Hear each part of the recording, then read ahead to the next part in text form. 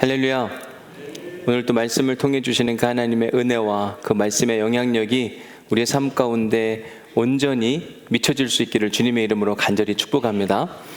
제가 오늘 여러분들에게 10월에 추천 도서로 소개해드린 강영한 교수님의 책 생각한다는 것, 이 책을 읽어보면 우리가 살아가면서 생각하며 사는 일이 얼마나 중요한지를 강조하고 또 강조하고 있습니다. 그런데 안타깝게도 우리가 살아가면서 생각이 멈춰져서 생각하지 않고 막 함부로 행동할 때가 너무 많다고 이야기를 하는 거죠. 이런 현실을 이 저자는 매우 안타깝게 여기고 또 염려와 걱정을 아주 한가득 쏟아내는 모습을 보게 됩니다. 우리가 생각하지 않고 살게 되면 어떤 일이 일어나는가? 강영한 교수님은 이 책에서 아돌프 아히만의 이야기를 소개합니다. 2차 세계대전 당시 폴란드의 아우슈비츠 수용소에서 수많은 유대인들이 학살을 당합니다. 이 아우슈비츠뿐만 아니라 곳곳에서 약 600만 명의 유대인들이 대학살을 당하는 것을 우리는 역사를 통해 알게 됩니다. 이때 유럽 지역에 있던 유대인들을 전부 다 수송하는 책임을 맡았던 사람이 바로 아돌프 아이히만이었습니다. 그는 군대를 입대하는데 가장 낮은 계급으로 입대를 해서 어디까지 올라갔냐면 중령까지 갔어요. 나치당해서 상당한 서열의 사람이었습니다. 자수성가한 사람, 누가 도와주는 사람이 없었고 스스로 힘을 다해서 그 자리까지 올라갔는데 밑바닥에서 그 높은 자리까지 올라가기 위해서 얼마나 발버둥을 쳤을까. 그는 최선을 다해 살았어요. 상관이 명령하면 무조건 복종, 어떤 과업이 맡겨지면 온전한 완수, 사람들이 그를 좋아하지 않을 수가 없었습니다. 유대인 학살에 대한 명령이 나치당의 제1서열 히틀러에 의해 내려졌을 때 그는 앞뒤를 가리지 않았습니다. 무조건 이 임무를 완수하기 위해 최선을 다합니다. 그렇기 때문에 전쟁 이후에 이 유대인 학살에 대한 책임을 물을 때 루돌프 아이히만은 그 책임에서 벗어날 수가 없었습니다. 잡히면 무조건 죽을 수밖에 없는 상황. 그래서 그는 급히 도망을 가는데 어디로 가냐면 아르헨티나로 갑니다. 몰래 숨어 들어가서 신분 세탁을 하고 한 10년여간의 세월을 몰래 숨어서 지냈는데 이스라엘의 비밀 정보부대인 모사드에게 발각되게 되고 1961년 4월 11일 예루살렘 법정에 서는 일이 있었습니다. 이때 홀로코스트의 생존자이자 작가이고 정치 철학가였던 한나 아렌트가 이 아이히만의 법정에 참관을 하게 되는데 한나 아렌트는 아이히만이 어떤 사람인지 궁금했어요. 600만 명을 학살하는 데 앞장선 아이히만, 어떤 얼굴을 가지고 있을까? 그런데 그 법정에 들어오는 아이히만의 면상을 보고 한나 아렌트가 깜짝 놀랐습니다. 왜냐하면 너무나도 평범한 사람처럼 보여서. 한나 아렌트가 아이히만을 만나고 나서 쓴 보고서의 제목, 뭐라고 되어 있냐면 The Banality of Evil이라고 되어 있어요. 악의 평범성. 평범한 사람이 엄청난 악을 저질렀더라. 그녀가 개인적으로 아이히만을 만났을 때 이 아이히만은 되게 착한 사람, 선량한 사람처럼 보였다고 이야기합니다. 그녀가 그를 만나기 전까지 추측하기는 이 못된 짓을 한 루돌프 아이히만은 머리에 막 뿔이 엄청 많이 달리고 이상한 얼굴을 하고 있으며 가까이 하고 싶지 않은 사람인 것 같다라고 생각을 했는데 막상 만나고 나서 보니까 전혀 그런 사람이 아니라 옆집 아저씨처럼 보이는 거예요. 평범하게. 사진에 보이는 것처럼 그냥 이렇게 팔짱 끼고 산책하는 사람의 모습처럼 보이는데 야, 저런 사람이 어떻게 600만 명을 다 학살하는데 앞장설 수 있을까? 그 법정에선 아이히만은 아주 유명한 이야기를 했습니다. 나는 무죄입니다. 죄를 짓지 않았다고 이야기를 하는 거죠. 저는 그저 유대인을 죽이지도 않았습니다. 제가 한 일은 군인으로서 상관 명령에 복종을 했을 뿐입니다. 자, 여러분들이 생각하기에 600만 명을 죽이는데 앞장선 아돌프 아이히만 죄가 있습니까? 없습니까? 군인으로서 상관 명령에 복종만 했을 뿐이래요. 죄인일까요? 아닐까요? 죄인인가요? 상관 명령에 복종을 했으면 상관이 잘못했는데 그 사람이 죄인이 되는 거 아닐까? 이게 바로 아돌프 아이히만의 논리였습니다. 나는 군인으로서 나에게 명령한 최종의 보스 히틀러 명령에 그냥 복종을 했을 뿐인데 결과가 나빴다. 내가 죽인 게 아니라 히틀러가 죽인 거 아니냐. 나는 죄가 없는 사람이라. 이런 주장을 하는 그에게 한나 아렌트는 이렇게 이야기를 합니다. thoughtless, 생각 없이 사는 사람. 무사고주의적 인생.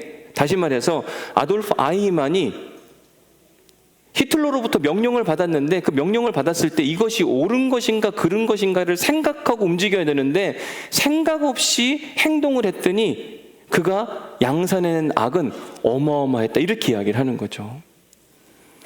사랑하는 성도 여러분, thoughtless, 생각 없이 사는 인생은 매우 위험합니다. 그래서 오늘은 설교를 시작하면서 옆 사람에게 이렇게 인사하면 좋을 것 같습니다. 옆 사람을 보시고 제발 생각 좀 하며 삽시다. 이렇게 인사를 하면 좋을 것 같아요.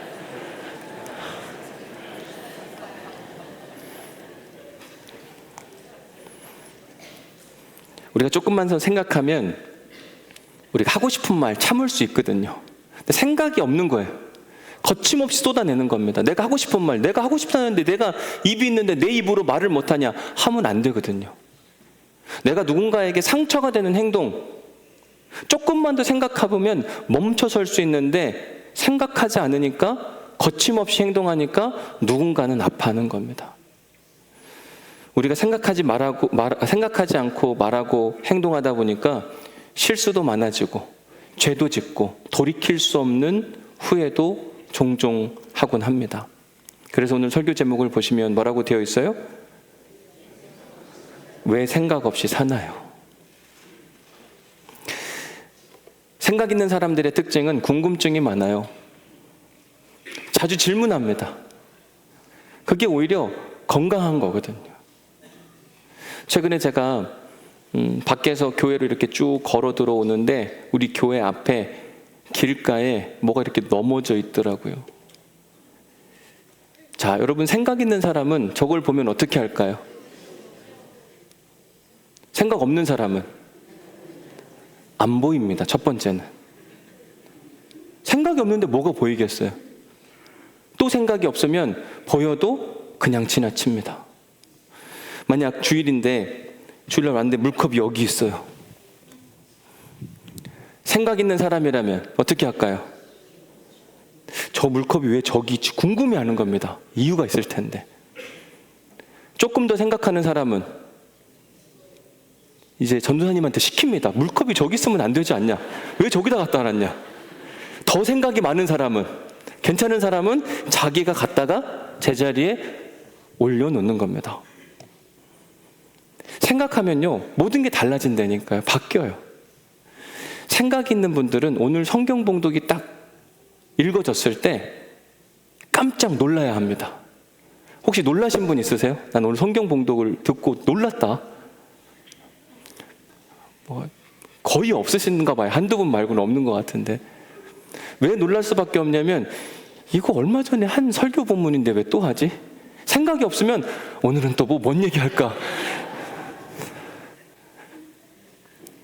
오늘 본문 12절 말씀이 봉독되었을 때는 더 놀라야 됩니다. 생각이 있으면 놀라야 돼요. 긴장하시는 분들이 있어요. 왜 놀라라고 하는가? 여러분 12절 말씀을 한번 읽어보십시오. 같이 한번 읽겠습니다. 시작. 이는 그들로 보기는 보아도 알지 못하며 듣기는 들어도 깨닫지 못하게 하여 돌이켜 죄사함을 얻지 못하게 하려 함이라 하시고. 놀랍지 않으세요? 뭐라고 이야기했냐면 누군가에게는 죄사함을 얻지 못하게 하려 함이라. 우리가 일반적으로 아는 하나님은 어떤 분이신가? 복음 중에 복음을 우리는 요한복음 3장 16절이라고 이야기합니다. 앞에 화면으로 안 띄워줘도 이건 다 외우시는 거 아닐까요? 하나님이 세상을 이처럼 사랑하사, 얼마나 사랑하면 당신이 하나밖에 없는 아들을, 독생자를 우리에게 주셨으니 이는 저를 믿는 자마다 뭐 하려고요? 멸망치 않고 영생을 얻게 하려 하심이라. 하나님이 이렇게 사랑이 많으신 분이신데 뭐라고 되어 있냐면 옛날 성경에는 누구든지라고 표현했거든요. 믿는 자마다 다 멸망치 않고 영생을 얻게 하려 하심이라. 17절은 이렇게 이야기합니다. 하나님이 그 아들을 세상에 보내신 것은 세상을 심판하고 징계하고 지옥으로 떨어뜨리기 위함이 아니라 모든 사람들을 다 구원하게 하려 하심이라. 아니, 모든 사람들을 다 구원하게 하려고 하신 하나님이신데 오늘 본문 12절 말씀에 보니까 누군가는 구원을 얻지 못하게 하려고 하나님이 작정하신 것처럼 보이는 거예요. 앞뒤가 맞지 않는 겁니다. 요한복음 3장의 이야기에 보면 하나님 너무 좋으신 분, 누구든지 다 구원받게 하려고 자기 아들까지 내어주시는 놀라운 분이신데 오늘 본문 12절 말씀에 보니까 아니, 누구를 죄사함 얻지 못하게 하려고 막 작정하셨다고? 말이 안 되는 이야기거든요. 근데 이 말이 안 되는 이야기 앞에서도 우리가 놀라지 않는다면 그게 진짜 놀라운 겁니다. 어떻게 이 말씀을 보고 안 놀랄 수가 있지? 여러분, 우리는 그래서 말씀 앞에 궁금증을 가져야 됩니다. 궁금증을 가지고 말씀을 대하고 조금만 더 깊이 생각해보고 고민해보고 그 이유가 뭘까 찾아보기 시작한다면 하나님을 오해하지 않을 수 있어요. 자칫 잘못하면 하나님을 오해하는 거거든요. 앞에 이야기하고 뒤에 이야기가 틀린데, 성경 틀렸네, 그냥 덮어버리고 그냥 가는 겁니다. 말이 안 되는 이야기야. 그러나 여러분, 우리가 조금만 더 깊이 생각해보면 느낌대로 살지 않고, 문제는 우리가 너무 느낌대로 살아요. 어느 때는 문자에 갇혀 삽니다. 성경이 이렇게 쓰여 있으면 앞뒤가 안 맞으니까 말이 안 되는 이야기인데 예수님이 이렇게 말씀하신 데는 분명한 이유가 있거든요. 그 이유가 뭘까? 예수님께서 사람들에게 하나님 나라를 비유로 설명해 주셨는데 그 비유가 모든 사람들에게 다 이해되지는 않았어요. 왜 그런가? 쉽게 예를 들면 이런 겁니다. 한 번은 어느 기독교 리서치 기관에서 교회 부흥과 담임 목회자의 설교의 상관관계를 조사하고 싶어서 아르바이트생들을 고용했습니다. 그리고 그 아르바이트생들에게 큰 교회 몇 개를 지정해주고 그 교회 가서 예배를 드려보시라. 그리고 그 목사님 설교가 은혜스러운가 은혜스럽지 않은가를 써서 보고서를 내라고 이제 미션을 준 겁니다. 그래서 이 아르바이트생들이 주일날 교회 가서 예배를 드리고 돌아와서 보고서를 냈는데 놀라운 보고서의 결과가 있는 겁니다. 그 결과가 뭐냐면 교회 부흥과 담임 목회자의 설교는 상관관계가 없다. 왜냐하면 우리가 가서 예배를 드려보니까 너무 졸렸고 도대체 이해할 수 없는 말들만 하더라. 이게 그들의 결론인 거예요. 근데 알고 보니까 그렇게 고용된 아르바이트생들이 다 일반인인 겁니다. 교회를 다녀본 적이 없는 사람이에요. 신앙이 있고 교회를 다녀본 사람들은 자기 교회 가야지 돈 벌겠다고 주일날 다른 교회 가서 예배드리고 그 리포트 작성하지는 않을 거 아니에요. 여러분, 일반인들이 주일날 교회에서 설교를 듣고 은혜 받기가 결코 쉽지 않습니다. 왜냐하면 교회의 용어들은 낯설거든요. 복음, 구원, 십자가의 은혜, 속죄, 보혈, 희생제사. 여러분, 이건 우리가 다 익숙하지만 교회를 처음 나오신 분들은 희생제사가 뭔데, 뭘 드려야 되는 건데, 아니 속죄는 또 뭐야, 죄가 누가 있는 건데, 보혈은 또 어떻게 되는 거고, 이렇게 따라가다 보면 에라 모르게 졸린 거예요. 잘 수밖에 없는 그런 구조가 찾아오는 겁니다. 절대로 은혜스러울 수 없는 상황이 발생하는 거죠. 아무리 좋은 이야기, 괜찮은 이야기를 쏟아낸다 할지라도 이해가 되지 않는다니까요. 뿐만 아니라 교회에서 선포되는 복음을 보면 좁은 길로 걸어가래요. 아니, 넓은 길이 있고 좁은 길인데 굳이 왜 좁은 길로 걸어가야 되나? 자기를 부인하고 자기를 사랑하지 말고 다른 사람을 위해 십자가를 지랍니다. 내가 왜 그래야 되는데? 원수를 사랑하라고 이야기를 해요. 언제까지? 죽기까지 사랑하라고 이야기하고, 오른뺨을 떼면 왼뺨을 돌려대라고 이야기합니다. 이게 믿지 않는 사람한테는요, 도무지 이해가 안 되는 이야기. 이걸 1시간 동안 듣는다고 생각해 보세요. 죽을 맛인 거죠. 여러분, 지금 예수님이 오셔도 설교해도 여기서 조실 분은 조시거든요. 모두가 다 이해하는 게 아니에요. 똑같은 상황이었습니다. 예수님께서 하나님 나라를 씨 뿌리는 비유로 사람들에게 소개했는데 믿음의 눈이 띄어지지 않은 어떤 사람들은 그 씨 뿌리는 농부 이야기가 이해가 안 되는 겁니다. 왜 그렇게 해야 되는데? 나 같으면 절대로 그렇게 농사 짓지 않겠다. 30배, 60배, 100배 거기 결실 맺는 데 있으면 거기다 갖다 씨앗을 다 뿌리지, 굳이 길가에 뿌리고, 굳이 돌짝밭에 뿌리고, 굳이 가시떨기나무에 뿌릴 이유가 뭐가 있나? 말이 안 되는 이야기. 그냥 떠나버리는 사람들.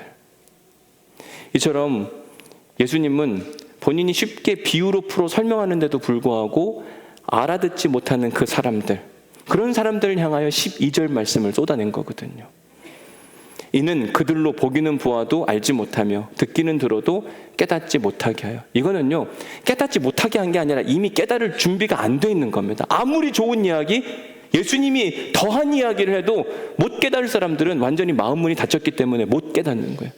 그렇기 때문에 죄 사함을 얻게 하려 하지 못함이라고 하는 표현 역시 마찬가지로 실제로 하나님께서, 실제로 예수 그리스도께서 그들을 죄 사함, 구원의 자리로 이끌지 못한다는 이야기가 아니라 반어법을 사용한 거예요. 이사야서 6장에 보면 이와 비슷한 이야기가 있습니다. 같이 한번 읽어보겠습니다. 6장 9절 말씀 시작. 백성에게 이르기를 너희가 듣기는 들어도 깨닫지 못할 것이요 보기는 보아도 알지 못하리라 하여. 비슷하죠? 그죠? 10절도 보니까 되게 비슷합니다. 이 백성의 마음을 둔하게 하며 그들의 귀가 막히고 그들의 눈이 감기게 하라. 여러분 잘 생각해 보면 예수님은 눈먼 자를 뜨게 하시고 귀가 막힌 자를 듣게 하시며 앉은 뱅이를 일으키게 하시는데, 하나님이 지금 유대인들을 향하여 뭐라고 이야기하냐면 귀가 막히게 하고 눈이 감기게 하고 돌아와 치료받지 못하도록 하라고 이야기를 하세요.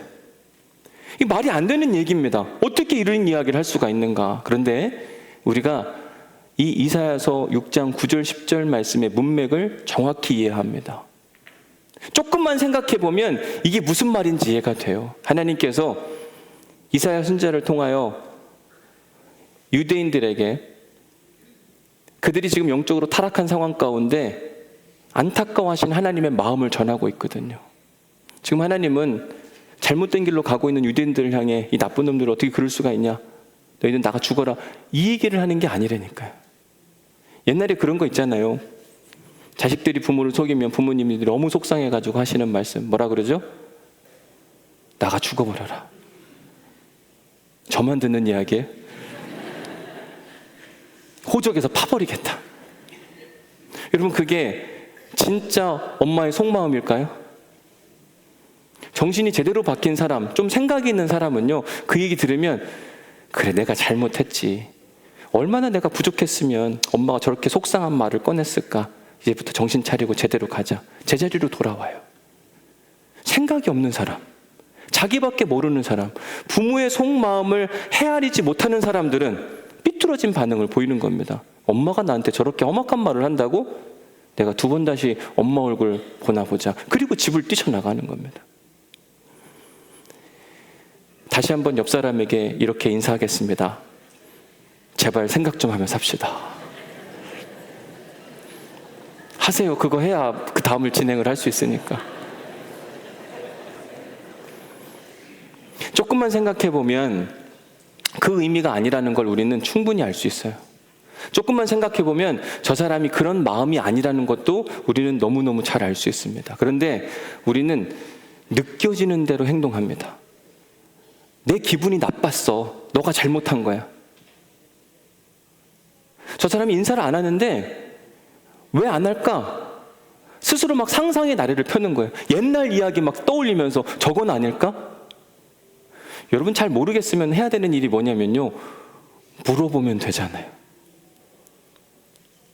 예를 들면 여기에 물이 놓여 있다고 치면, 여러분 우리 교회 전사님들이 이상한 분들은 분명히 아니잖아요. 그죠? 그럼 여기다 놓은 이유가 있을 텐데 모르면 어떻게 하면 돼요? 물어보면 되죠. 저는 그래서 오늘 본문 10절 말씀이 너무 좋아요. 10절 말씀 같이 한번 읽어볼게요. 시작. 예수께서 홀로 계실 때에 함께한 사람들이 12 제자와 더불어 그 비유들에 대하여 물으니. 물었대요. 지금 예수님께서 갈릴리 호숫가에서 많은 사람들에게 하나님 나라를 씨 뿌리는 비유로 소개를 했는데 안타깝게도 많은 사람들이 이해를 못하는 겁니다. 왜 농부가 그렇게 농사를 짓냐? 예수님은 저 비유를 왜 우리에게 지금 말씀하시는 거냐? 하나님 나라와 저 씨 뿌리는 비유가 무슨 상관이 있느냐? 이런 궁금증이 있는데 어떤 사람들은 궁금한데 그냥 지나갑니다. 예를 들어서 아까 보여드렸잖아요. 길가에 저게 누워있는데 보는데 그냥 지나가는 사람이 있다니까요. 궁금하지만 일으킬 생각이 없는 거예요. 그런 사람이 분명히 있습니다. 이제 당분간 앞으로는 저 앞에 저게 쓰러져 있을 일은 거의 없을 것 같습니다. 여러분 지금 마음에 작정한 것 같아요.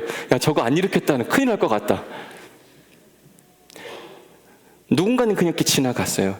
분명히 이해가 안 되는데도 모르겠다 그냥 지나가지 뭐. 그런데 누군가는 그게 궁금한 거예요. 예수님께 와서 묻는 겁니다. 예수님 조금 전에 그 비유 말씀하셨는데 우리 궁금해요. 그 비유의 진짜 의도가 뭡니까? 왜 우리에게 그 말씀을 하신 겁니까? 가르쳐 주옵소서. 그때 예수님께서 아이고 이 바보 같은 놈 그걸 못 알아듣냐? 라고 하지 않으시고 13절부터 23절까지 자세히 가르쳐 주세요. 거기서 말하는 씨앗이란 무엇이고 그 씨앗이 길가에 떨어졌다는 건 어떤 의미이며 돌짝밭은 무엇을 상징하는 것이고 가시떨기는 어떤 의미이고 좋은 밭에서 그렇게 30배, 60배, 100배의 결실을 맺을 수 있었던 이유가 무엇인지 자세하게 설명해주고 맨 마지막 23절에 이렇게 소개합니다. 들을 귀 있는 자는 들어라. 들어야 된다. 이제 이해가 됐느냐? 자세히 설명해 주시는 거예요. 우리 개신교는 삼위일체 하나님을 믿는다고 이야기합니다. 성부 하나님, 그분의 아들 예수 그리스도, 그리고 우리 안에 내주에 계시는 성령 하나님. 이 삼위일체 하나님의 특징 중에 하나가 뭐냐면 친절하신 분이세요. 그래서 삼위일체 하나님께 충만한 은혜를 받은 사람들의 특징은 뭐냐면 친절하게 삽니다. 자기 스타일을 포기해요. 그리고 하나님의 스타일로 가져가요. 뭘 물어보면 가르쳐줘요. 하나님도 자기 스스로를 가르쳐주기 위하여 뭘 우리에게 주셨어요? 성경을 계시하신 거예요. 예수님도 우리를 얼마나 사랑하는지 가르쳐주시기 위하여 십자가에 달려 돌아가신 겁니다. 성령님도 우리 안에 이건 어떻게 하면 좋을까요? 어디로 가야 될까요? 말씀 묻기만 하면 자세히 가르쳐주는 겁니다. 문제는 우리가 묻지 않는다, 질문하지 않는다, 생각하지 않는다는데 문제가 있는 겁니다. 창세기 3장에 보면 사단이, 뱀이 여자 하와에게 이렇게 이야기합니다. 너희가 결코 죽지 아니하리라. 선악과를 보여주고 이거 먹어도 된다 이야기하는 거죠. 죽을까 봐 안 먹는데 안 죽어 이렇게 이야기를 합니다. 그리고 거기 한마디를 더하게 되는데 3장 5절 말씀입니다. 같이 한번 읽어볼게요. 시작. 너희가 그것을 먹는 날에는 너희 눈이 밝아져 하나님과 같이 되어 선악을 알 줄 하나님이 아시느니라. 너희가 그것을 먹는 날에는 너희 눈이 밝아져서 하나님 같이 될까 봐 하나님이 먹지 말라고 한 거야. 먹어도 돼. 여러분 이 이야기가 하와에게 들려졌고 하와는 궁금증이 생겼습니다. 궁금증이 생겼으면 어떻게 해야 되죠? 그 다음은 하나님께 물으면 돼요. 하나님, 뱀이란 존재가 저를 찾아와서 이렇게 이야기합니다. 하나님께서 금하신 저 선악과 먹지 말라고 이야기했는데 먹어도 된다. 하나님처럼 될까 봐 하나님이 먹지 말라고 나한테 명령하셨다 이야기하는데 이거 맞는 얘기입니까? 라고 물으면 되는데 성경 보십시오. 묻습니까? 안 묻습니까? 안 물어요. 자기가 하고 싶은 대로 하는 겁니다. 그게 문제가 됐어요. 요한복음 13장에 보면 가룟 유다라는 사람 마음에 사단 마귀가 예수를 팔려는 생각을 주었습니다. 그러면 가룟 유다는 예수님 곁에 있잖아요.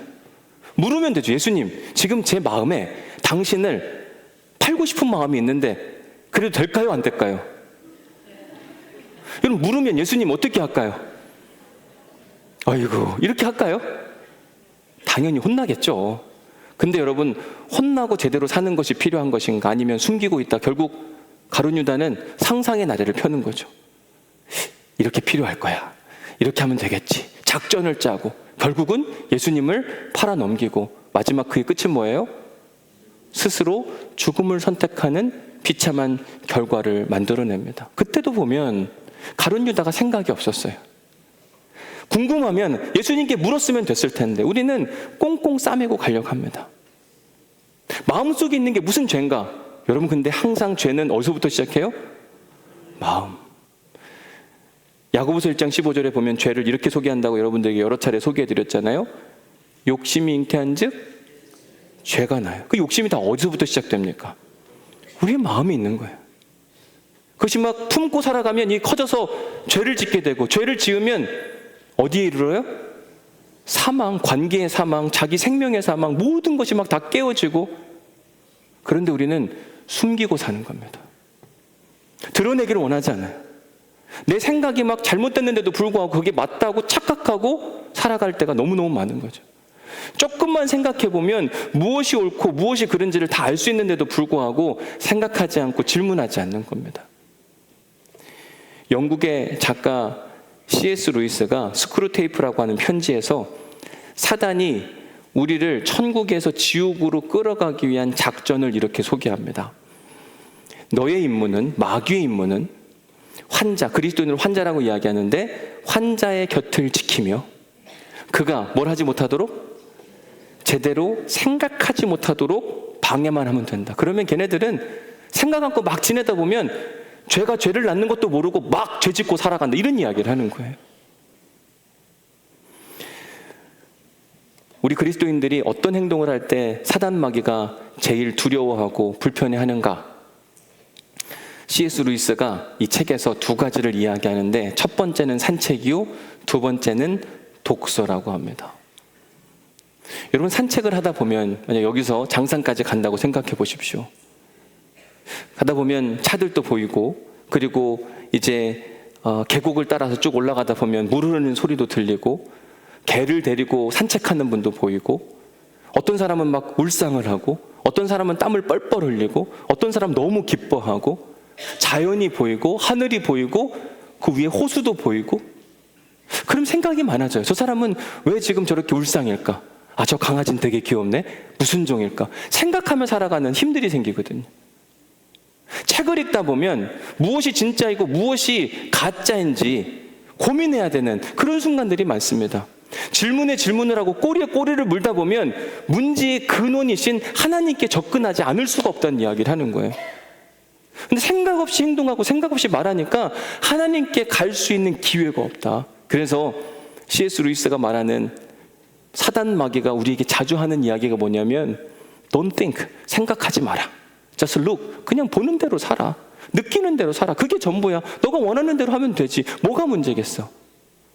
그런데 우리가 생각하지 않고 살다 보니까 악의 평범성, 어느 순간 그냥 세상의 흐름에 따라 살아가다 보니까 아이만은 600만 명을 대학살시키는 주범으로 몰렸습니다.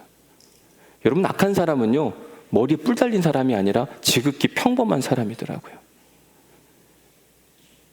옆에 있는 사람이 악인입니다.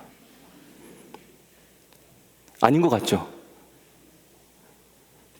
생각하지 않고 움직이지 않으면 더 큰 악이 들어오고 더 큰 악이 들어와서 저 사람이 저럴 줄은 몰랐다는 이야기가 그제서야 나오는 거예요. 그렇기 때문에 우리는 끊임없이 생각하는 힘을 길러야 돼요. 결국 아이만은 생각하지 않고 남들이 다 그렇게 하던데 상관이 명령하는 대로 나는 그냥 했을 뿐인데 난 죄가 없어. 그렇게 살다가 1962년 6월 1일 교수형을 당하고 생을 떠나고 말았어요.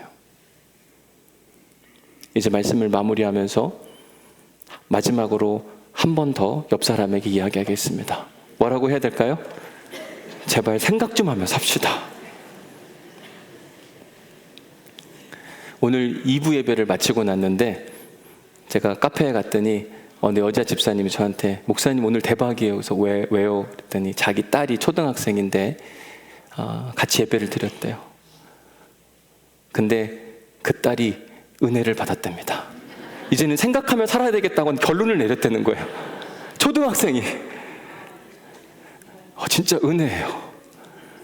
근데 마음이 딱딱한 우리는 이 얘기를 듣고도 생각하지 않습니다.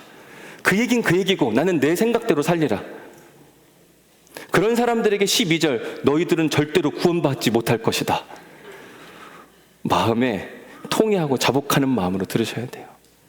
바라기는 우리에게 생각하는 힘이 자꾸 차고 넘치시기를 주님의 이름으로 간절히 축복합니다. 그래서 하나님이 기뻐하시는 생각으로 가득 찬 인생이 되는 한 주간이 될 수 있기를 주님의 이름으로 간절히 축복합니다. 은혜 받은 말씀 적어보십시오.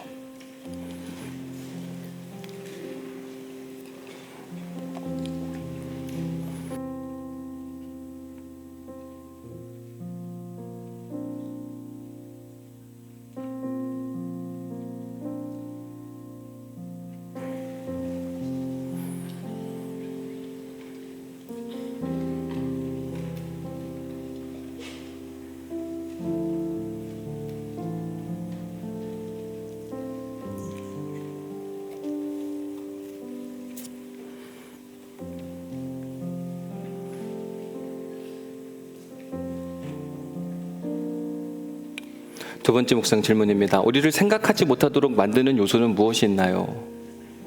여러분 생각해 보십시오. 나를 지금 뭔가 고민하지 못하도록 만드는 요소는 뭐가 있을까? 깊이 생각하지 못하도록 만드는 그 요소. 다 각자가 있을 텐데 저는 고민해 보니까 저한테는 제 생각을 자꾸 멈추도록 하는 게 뭐냐면 지난 한 주간 보니까 핸드폰이더라고요. 핸드폰. 그래서 오늘 설교 준비를 끝내고 핸드폰을 이쪽에 좀 이만큼 거리를 좀 더 봤거든요. 근데 어느 순간 이미 여기 가 있어요.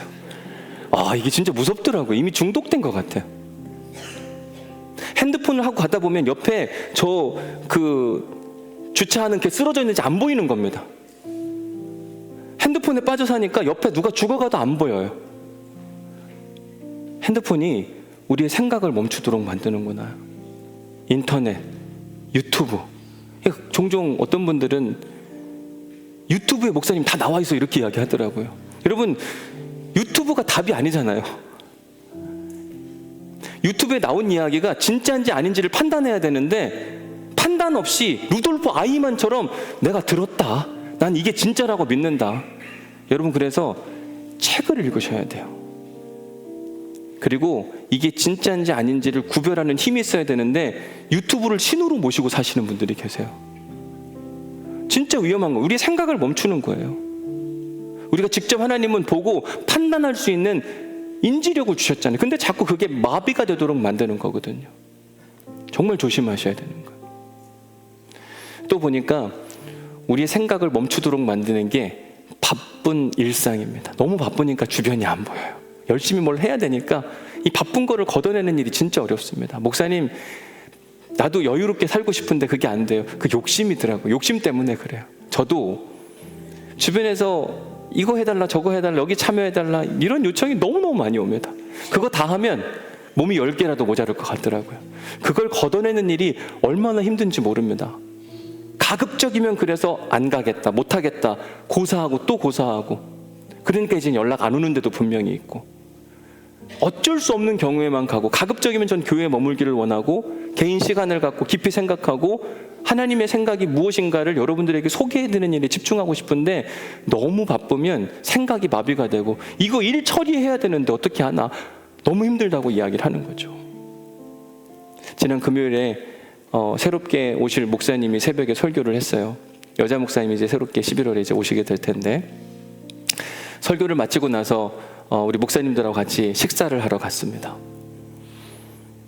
그래서 이렇게 미포에 있는 국밥집에 밥 먹으러 이렇게 쭉 가는데 이렇게 언덕을 쭉 넘어가니까 바다가 쫙 보이니까 그 여자 목사님이 우와 바다다 이랬거든요. 인천에서 오신 분인데. 그런데 앞에 제가 일부 예배 때도 원 목사님 있는 데서 얘기했으니까 원 목사님 운전하는데 원 목사님이 그 모습을 보고 뭐라고 이야기하냐면 조금 있으면 그게 우화 소리 안 나올 겁니다 그러는 거예요. 제가 그 이야기를 들으면서 안쓰럽기도 하고 미안하기도 하고, 너무 바쁘니까 바다를 보고 감탄할 힘을 잃어버린 거예요. 지금 하나님이 지금 살아계시고 운행하시고 계시는데도 불구하고 아름다운 자연 환경을 보고 우아할 수 없다는 게 여러분 사고가 멈췄기 때문에 그런 거거든요. 너무 바쁘면 생각이 멈춰요. 너무 바쁘면 옆에 사람에게 막 화를 냅니다. 나 이거 해야 되는데 왜 자꾸 귀찮게 하냐고. 근데 그걸 걷어내도 되는데 내가 하고 싶은 거예요. 세 번째, 목적지향주의.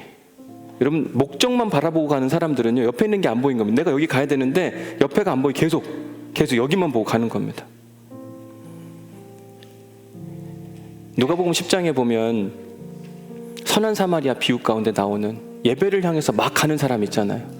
근데 누군가 강도 만나서 쓰러져 죽으려고 하는데 안 보여요. 이 사람이 뭐만 보여요? 나 예배 잘 들어야 되는데, 이 시간 늦으면 안 되는데, 나는 거룩해야 되기 때문에 저 사람 돌볼 수 없다. 목적지향주의. 여러분 생각해보면 하나님께 예배한다는 게 뭘까? 예배는 생명을 살리는 일인데, 그래 내가 가서 앉아서 예배 드리는 것도 생명을 살리는 일이지만 지금 누군가 죽어간다면 하나님이 더 기뻐하실 일은 이 사람을 돌보는 것이 예배일 텐데 생각이 없는 겁니다. 목적에만 딱 치우쳐 있어서 다른 데가 보이지가 않아. 생각이 멈추면 이렇게 위험한 거예요. 세 번째 묵상 질문을 보면 thoughtless, 생각 없이 살아가고 무사고주의적 신앙생활하는 것에 대해서 하나님은 어떻게 생각하시는가? 여러분, 생각 없이 막 우리가 앉아있고 주일 예배 드리면 하나님 뭐라고 하는지 아세요? 구약 성경의 표현으로 하면 히브리어로 토에바거든. 토에바. 그 토에바가 뭐냐면 역겹다. 아니, 히브리어 진짜 언어가 토에바예요. 토에바. 역겹다는 표현이. 우리가 아무 생각 없이 주일날 여기 앉아있다 가만히 가잖아요. 다음 주에 또 와서 가만히 앉아있고, 그리고 나는 예배를 드렸다, 그리스도인이라 이렇게 고백하는 순간 하나님은 그 예배를 기뻐하지 않으신다. 역겹다. 토해내고 싶다. 어떻게 그렇게 하면서도 너가 나 여호와 하나님을 믿는다고 이야기할 수 있느냐? 싫다는 거예요. 아모스 5장에 보면 이렇게 이야기합니다. 21절에 내가 너희 절기들을 미워하며 멸시하여 너희 성회를 기뻐하지 아니하나니. 절기라고 하는 건 유대인들이 큰 축제로 여호와 하나님께 예배하며 지키는 절기, 그 날들을 이야기하는데 그렇게 모여도 싫다는 겁니다. 왜냐하면 너희들은 지금 생각이 없어. 그냥 모여있을 뿐이지 나 여호와 하나님을 경외하지 않잖아.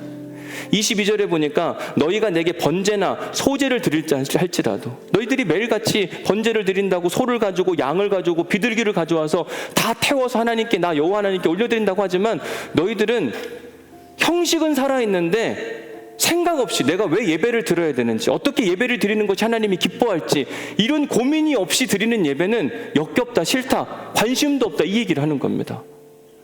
여러분, 생각이시 예배하는 게 얼마나 중요한지 모르거든요. 제가 오늘 교회 와서 주차를 하려고 쭉 하는데, 여러분, 생각 있는 담임 목사는 주차할 때 어디다 주차할까요? 지하 2층? 가장 가까운 곳. 그죠? 여러분, 그러면 좀 생각이 깨어있는 목사잖아요. 그죠? 담임 목사가 그래도 가장 좋은 자리에, 가장 편한 자리에 탁 해서 줄 설교 잘하려면 여러분 그렇게 해야 되지 않을까요? 생각이 깨인 목사죠. 그죠? 생각을 조금만 더 하면 나보다 더 늦게 오는 분들을 위해서 제가 어디로 가야 될까요?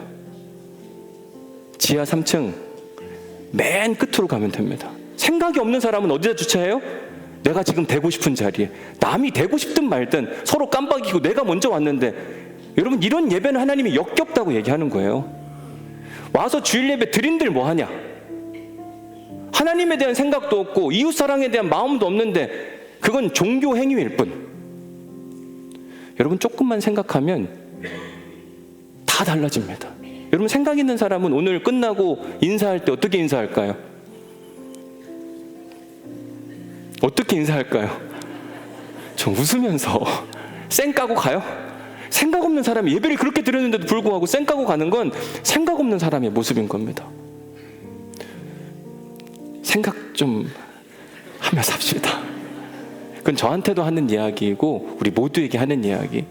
담임 목사로서 생각하면서 내가 지금 어떤 판단을 하고 어떤 결정을 내리는 게 하나님께는 영광이고 성도들에게는 은혜가 될까? 이 고민을 해야 되는 게 제가 해야 하는 일이고, 성가대는 어떤 모습으로 예배자로 서고 오늘 찬양을 올려드릴까 고민하는 것. 늘 습관처럼 내 목소리로 하는 게 아니라 오늘은 도대체 하나님께서 어떤 은혜를 베풀어 주실까에 대한 고민이 이 자리에 앉아있으면 그걸 기뻐하시는. 다 각자가 조금만 생각해 보면 여러분, 교회가 달라지고 가정이 달라지고 세상이 달라져요. 그래서 사실은 제발 생각 좀 하면 삽시다는 옆 사람에게 하는 게 아니라 누구한테 하는 거예요? 자기 자신한테 하는 거예요. 자, 자기 스스로에게 한번 해봅시다. 제발 생각 좀 해라. 됐죠? 이제 집에 가서 하지 마. 제발 좀 생각 좀 오늘 설교 들었지? 이거 하지 말라는 얘기 해드리는 거예요. 꼭 이렇게 설교하고 나면 집에 가면 생각 좀 하라잖아, 생각. 근데 그냥 양말을 거기다 벗냐 이렇게 이야기를 하는 거죠. 오늘 이야기는 누구한테 하는 거냐면 자기 자신한테. 제발 좀 생각 좀 하면 너 그 말 안 할 텐데. 제발 생각 좀 하면 그렇게 행동 안 했을 텐데. 생각만 하면 가정이 천국이 됩니다. 좀 생각하고 살아가면 우리 교회 공동체가 천국이 되고 세상이 달라질 수 있거든요. 그러기 위해서 잠깐 멈춰 서야 합니다. 너무 바쁘게 살면 안 돼요. 아침에 일어나서 첫 번째 해야 되는 일이 생각하는 거예요. 아, 오늘 또 내가 일어났네. 감사하다. 아침 일어나면서부터 핸드폰을 잡고 유튜브를 본다면 생각이 없어집니다. 잠이 안 온다고 끝날 때까지 유튜브를 붙들고 있다는 건 생각하지 않겠다는 거예요. 유튜브가 나를 이끄는 거예요. 그가 말씀하시는 대로도 막 따라가고. 그게 아니라 우리는 멈춰서서 생각하는 힘을 길러야 합니다. 하루의 시작을 오늘은 나 하나님이 어떻게 이끌어 가실까? 하루의 마무리를 지나온 하루를 좀 점검해 보면서 제가 감사의 길을 쓰라고 하는 것도 그런 데 있어요. 생각은 곧 글로 표현할 때 완벽함이 되거든요. 그래서 여러분 이번 한 주간 생각하는 힘을 좀 길러내시길 주님의 이름으로 간절히 축복합니다. 조금만 생각해 보면 달라질 수 있거든요. 우리 복음성가 주님과 함께하는 이 고요한 시간이란 찬양으로 우리 신앙을 고백하겠습니다.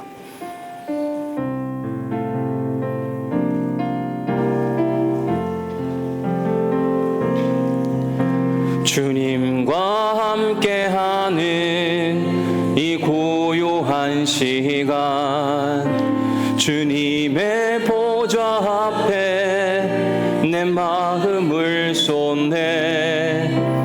모든 것 아시는 주님께 감출 것 없네. 내 마음과 정성 다해 주 바라나 온 마음 다해 주님을 찬양합니다. 온 마음 다해 사랑합니다. 온 마음 다해 주 알기 원하네. 모든 삶 당신 것이니 주만 섬기리. 온 마음 다 나 염려하잖아도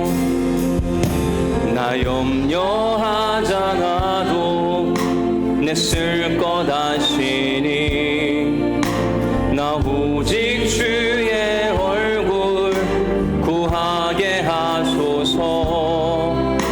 다 이해할 수 없을 때라도 감사하며 날마다 순종하며 주 따르고 온 맘 다해 온 맘 다해 사랑합니다. 온 맘 다해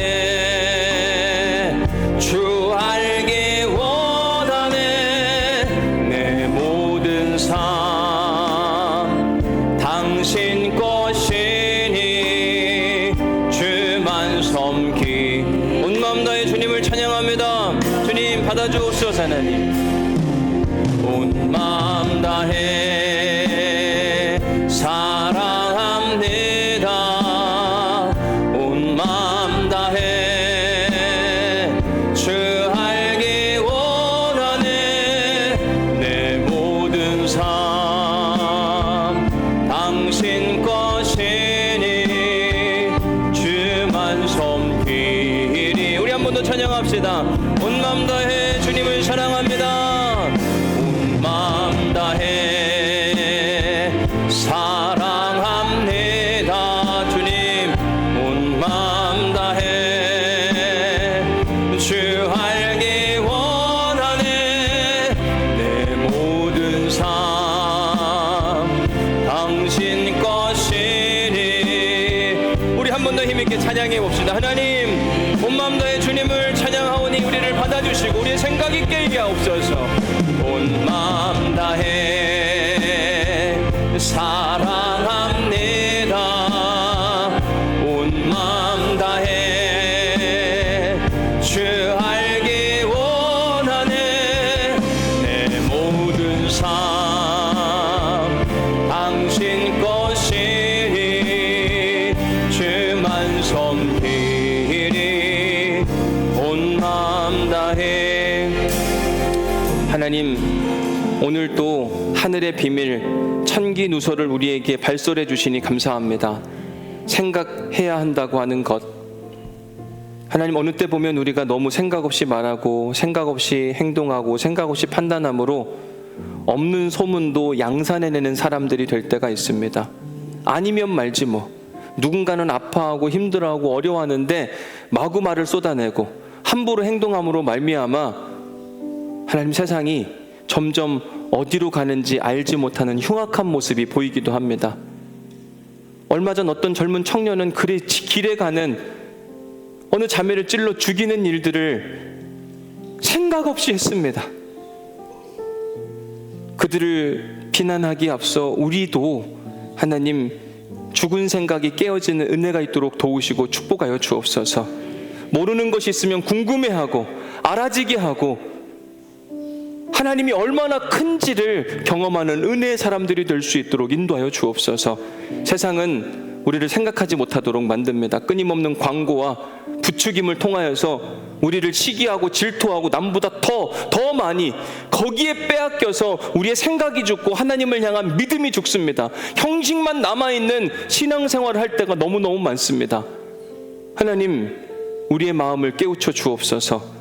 이제 함부로 말하지 않게 하시고 함부로 판단하지 않게 하여 주옵시고 넓은 마음을 갖게 하여 주시며 우리가 무엇을 해야 하는지 정확히 아는 그리스도인들이 될 수 있도록 축복하여 주옵소서. 이제는 우리 주 예수 그리스도의 은혜와 아버지 하나님의 극진하신 사랑과 성령님의 감동 감화 역사 교통 위로 충만하심이 이제 오늘 말씀을 듣고 죽은 생각이 깨어나 하나님을 오해하지 않고 건강한 하나님 나라 공동체를 만들어가길 다짐한 우리 사랑하는 오늘의 모든 성도들 가운데 그 하나님의 은혜와 평강이 영원히 함께 하시기를 간절히 축원하옵나이다. 아멘. 아멘. 주님이십니다. 아멘. 주님이 그렇게 하시며 느끼는 대로 살지 않게 하시고 판단하는 대로 살지 않게 하시고 주님 바른 눈을 갖고 있게 하여 주옵시고 바르게 바라볼 수 있도록 인도하여 주시며 거룩한 은혜와 능력 가운데 살아갈 수 있도록 도우시고 축복하여 주옵소서. 편협한 사람이 아니라 바른 사람, 우리가 그 길을 걸어갈 사람, 능력의 사람, 은혜의 사람들이 될 수 있도록 도우시고 축복하여 주옵소서. 주님이십니다. 주님이 말씀하셨습니다. 생각이 살아있게 하여 주옵소서. 무엇을 해야 하는지 알게 하여 주옵소서. 아멘. 주님이십니다. 우리의 생각이 죽었습니다. 우리의 감정만 살아있습니다. 오 주님, 우리는 죽고 주님으로 살게 하여 주옵시고 죽은 것이 살아나게 하시는 말씀의 힘을 경험할 수 있도록 도우시고 축복하여 주옵소서. 너틀리스, 생각 없이 사는 사람, 무사고주의적인 인간이 아니라 주님과 함께 생각하고 주님의 마음으로 살아가는 우리 모두가 될 수 있도록 축복하여 주옵소서.